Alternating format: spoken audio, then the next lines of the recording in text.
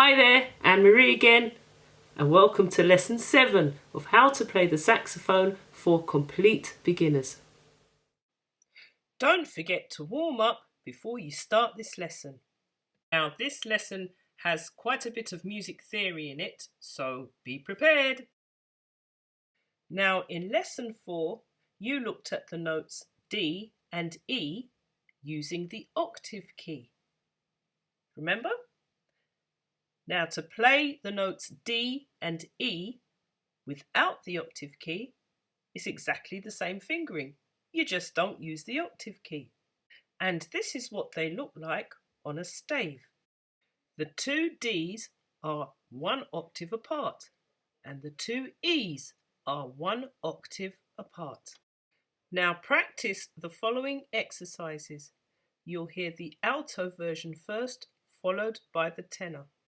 These exercises are designed to help you practice moving from your upper register to your lower register and back. And make this a mindful practice. Think about how your embouchure is when you're playing the higher notes to how they are when you're playing the lower notes. You may need to relax your mouth a bit more so that you can get those bottom notes, because getting bottom notes on a saxophone is not always easy.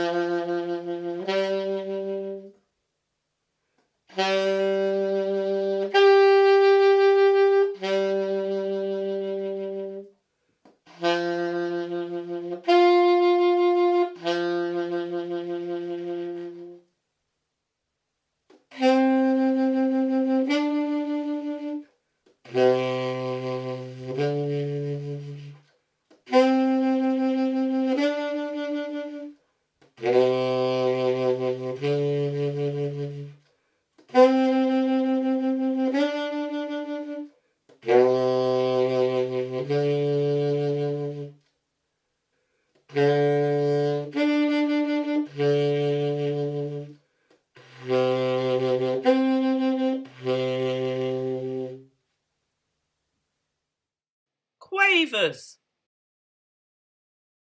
This is the notation tree or the notation pyramid, and the note right at the top is the semibreve, and the ones just below them are the minims, and below those are the crotchets, and below those are the quavers, which you're going to learn today.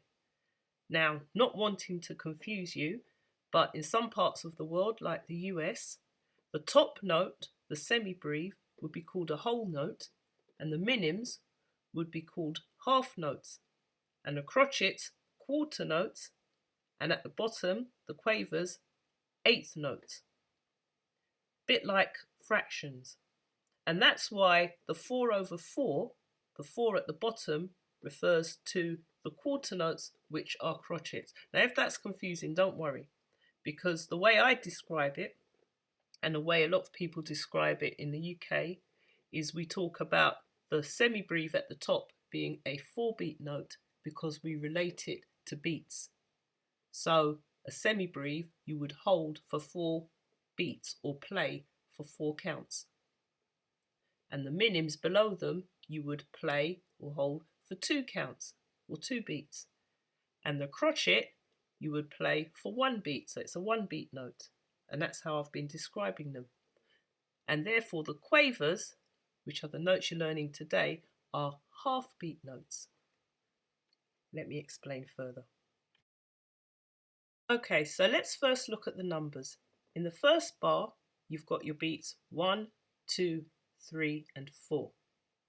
In the second bar, you've got the in-between offbeat notes, where I've put a plus sign, and we're going to say and for those. So you would count those as 1 and 2 and 3 and 4 and. Okay, like this. First bar, 1, 2, 3, 4. Second bar, 1 and 2 and 3 and 4 and. Okay, The first bar is made up of crotchets, 1-beat notes, and the second bar is made up of quavers, half-beat notes. Here's another way of looking at it. If you think of a word that has one syllable, like tea, that could be like a 1-beat note. T, T, T, T. But if you have one word that has 2 syllables, like coffee, you could see those as quaver beats. Coffee, coffee, coffee, coffee. Practice the following exercises based on the G major scale.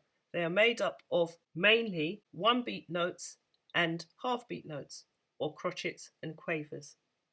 Watch and listen to the video first, and you can clap the beats or say the words to help you, and then rewind it, and then play them on your saxophone. You'll have the alto version first, followed by the tenor.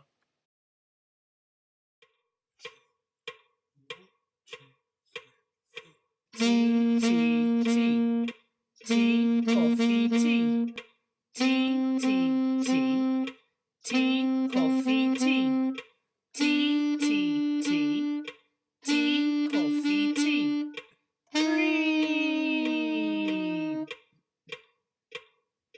Tea, tea, tea, tea, coffee, tea, tea, tea, tea, tea, coffee, tea, tea, tea, tea, tea, coffee, tea, cream, cream.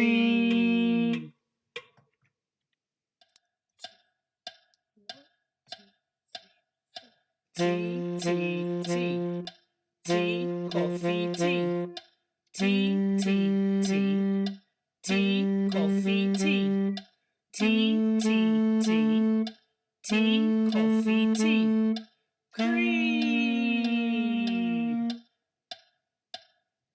Tea, tea, tea, tea, coffee, tea, tea, tea, tea, tea, coffee, tea, tea, tea, tea, tea, coffee, tea, cream, cream.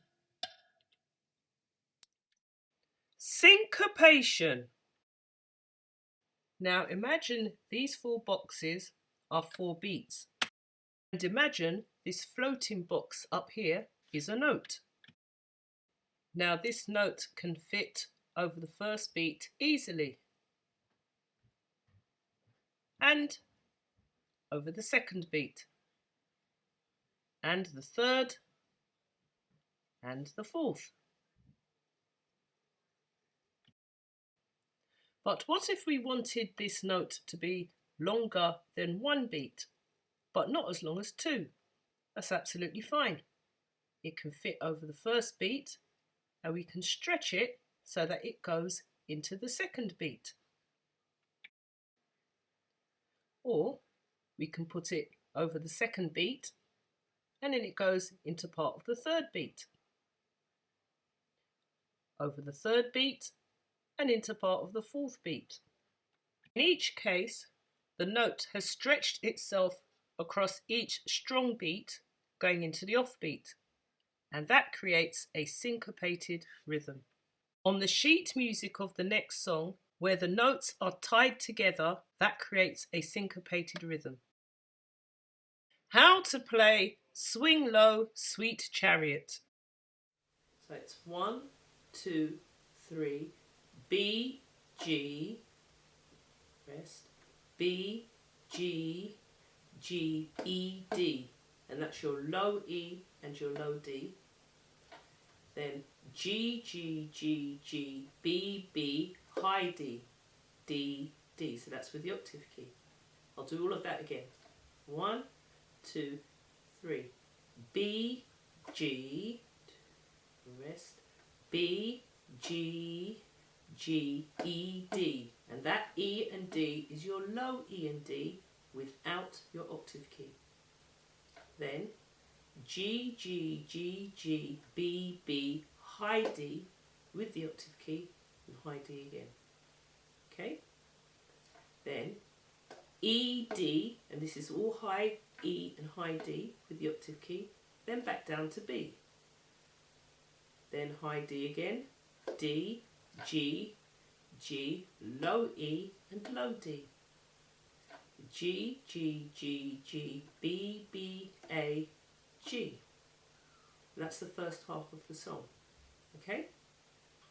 The second half of the song is very similar. Starts on a low D, so it's 1, 2, 3, D with the low D, low octave, G, G, G, B, B, B, G, G, G, going down, low E, low D. Then, as in the first half, G, G, G, G, B, B, high D again. High D, E, D, B, B, A, G. G, G, G, G, low E, low D. G, G, G, G, B, B, A, G. Now listen to the full version played on the alto saxophone.